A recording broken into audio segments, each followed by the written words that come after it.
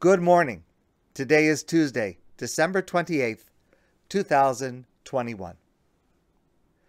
Perhaps the most poignant persecution of the Jews in Egypt was Paro's decree in last week's Parsha, Kol Haben Hayilud Hayeora Tashlichuhu, that every newborn baby boy would be thrown into the river to drown.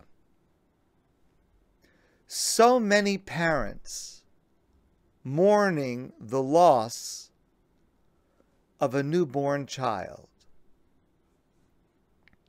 Even when it's not due to a monstrous decree of persecution, the loss of a baby late in pregnancy or just after birth is heartbreaking and traumatic. I want to share with you a monumental transition in Jewish law over the last 35 years on this subject. And with my wife's permission, I want to tell you our story.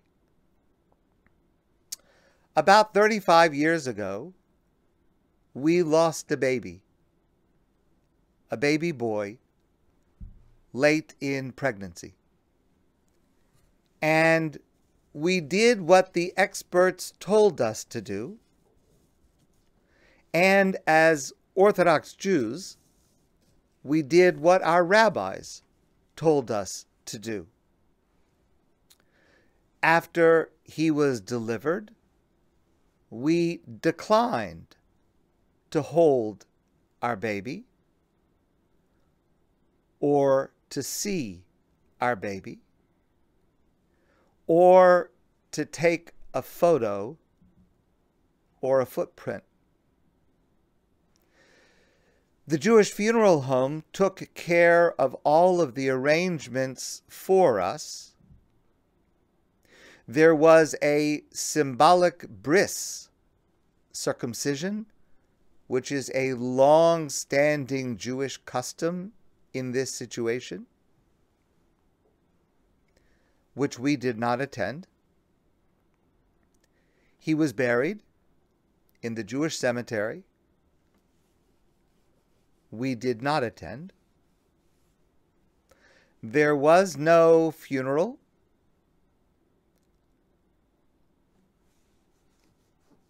There was no monument placed on his grave, though we were later told the location, and later we did visit that spot. The funeral home was kind, sympathetic, helpful. They did not charge us for their services. We gave our baby a name, Rachamim, which means mercy. We have a baby named Rachamim. We did not sit Shiva or say Kaddish, as the experts and our rabbis told us, so that we could move on, so that we could leave this behind us and move forward with our lives. And we did. We healed with time, with our children, though the depth and length of our pain was far greater than we realized until much later, and I am certain we still underestimate the impact this has had and has on our lives. And I learned more. I learned more from experts who were now giving very different advice,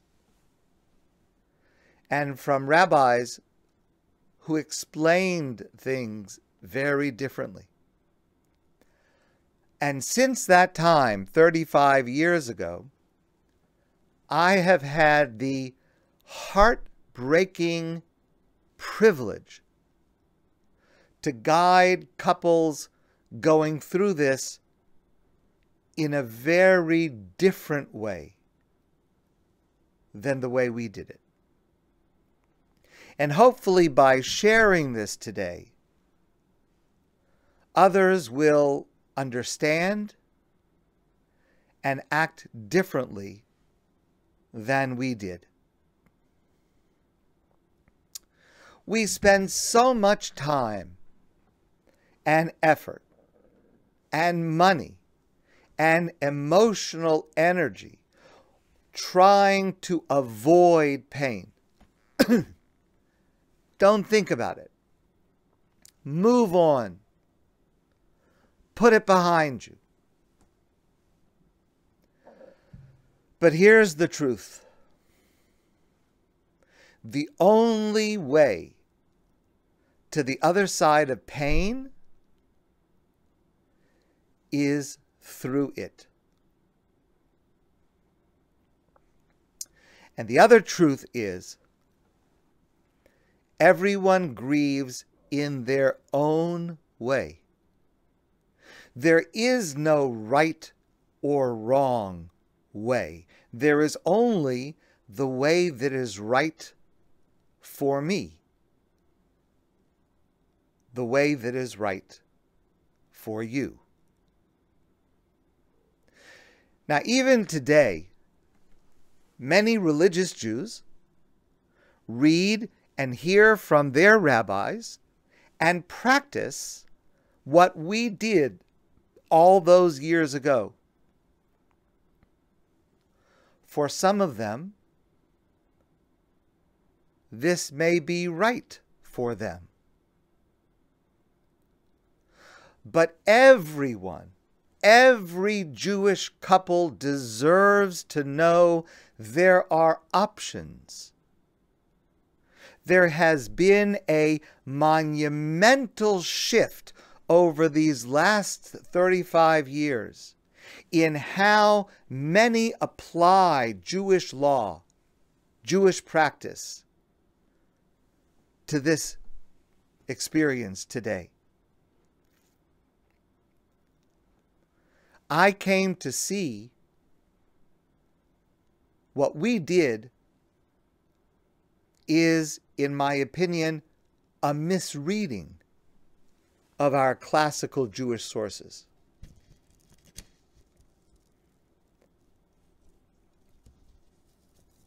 And, in my opinion, this is true for many halakhic authorities and helping professionals today. The mourning practices that we avoided are not prohibited by Jewish law. That's the mistake that I think so many people make.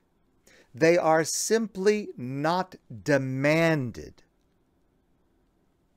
Precisely because our rabbis understood that at this vulnerable, liminal moment, different couples need different expressions, different modes, different outlets.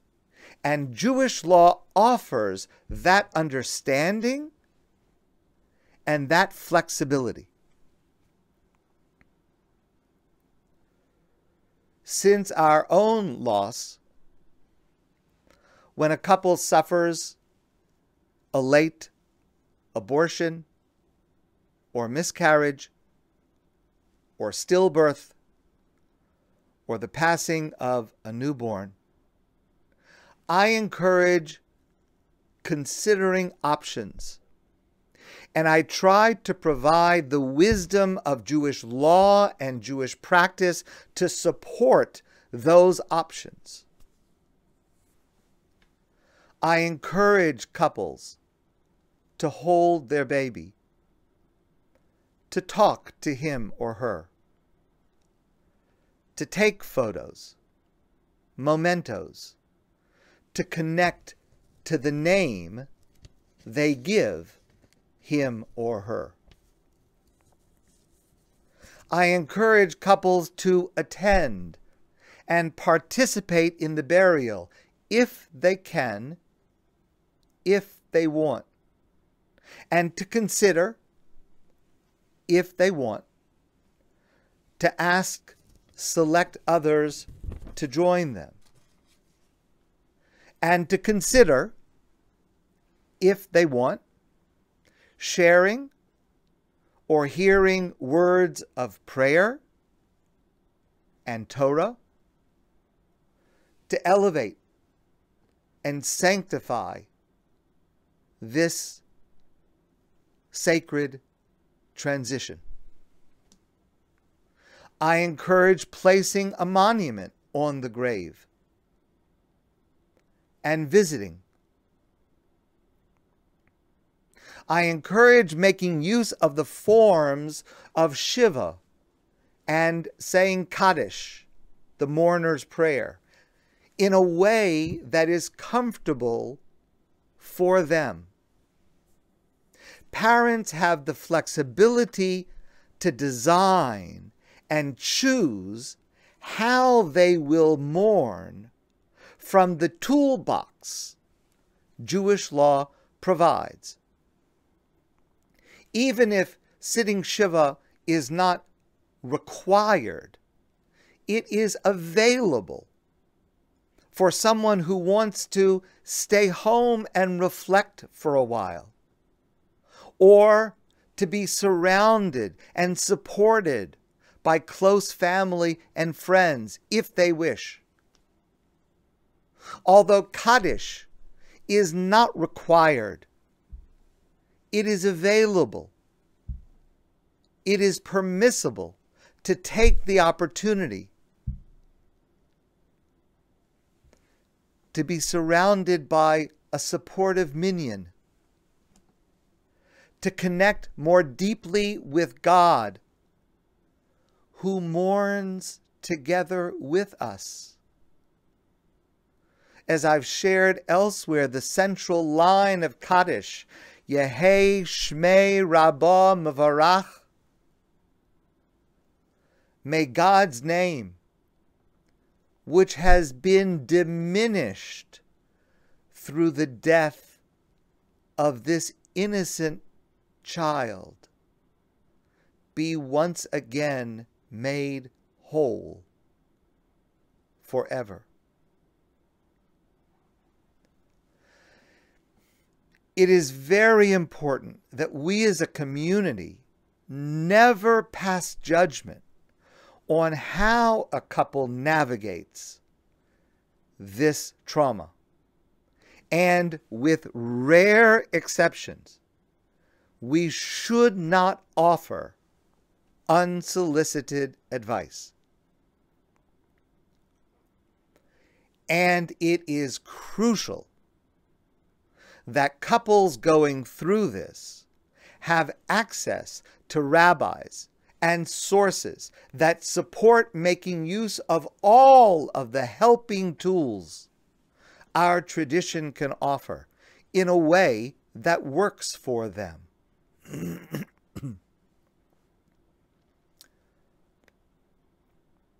35 years ago, I did not have a rabbi like that. So I became that. Along with more and more rabbis and other professionals today,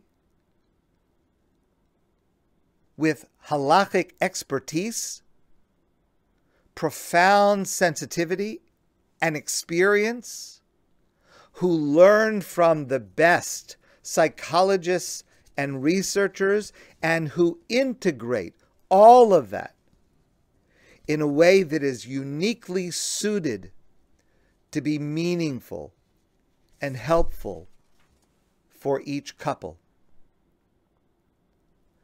We cannot remove pain, but we can try to guide through it to the other side. My friends, I want to wish you a great day, and I look forward to seeing all of you soon in person.